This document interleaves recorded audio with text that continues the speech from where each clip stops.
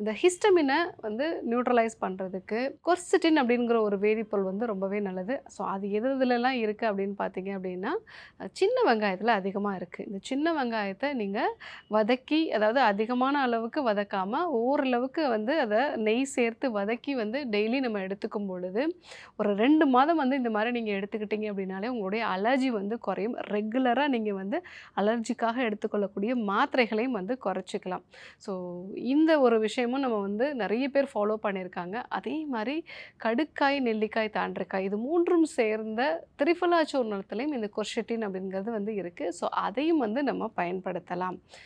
3வதாக புரோமோலின் அப்படிங்கிற ஒரு வேதிப்பொருள் வந்து கொர்சிட்டினோட சேரும் பொழுது அதனுடைய பலன்கள் வந்து அந்த ஹிஸ்டமினோட செயல்பாடுகளை வந்து அது குறைக்கும். முக்கியமாக மாஸ்ட் செல்ஸ் அப்படின்னு நம்ம சொல்லுவோம். இந்த மாஸ்ட் செல்ஸ் தான் வந்து ஹிஸ்டமினோட செக்ரீஷனுக்கு வந்து ரொம்பவே அவசியமானது. இந்த மாஸ்ட் செல்லை ஸ்டெபிலைஸ் பண்ணக்கூடிய ஒரு எஃபெக்ட் வந்து புரோமோலின் அண்ட் கொர்சிட்டின் இது 2த்துக்குமே உண்டு.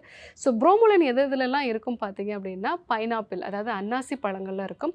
ஸோ அன்னாசி பழம் வந்து நம்ம ஜூஸ் மாதிரி எடுத்துட்டோ இல்லை அப்படியோ மிளகு சேர்த்து சாப்பிடும் பொழுது இதனுடைய பலன்களை வந்து பெற முடியும். அனைத்து நோய்களுக்குமான குணம், அழகு தரும் மூலிகைகள், ஆரோக்கியம் தரும் மருத்துவர்கள்.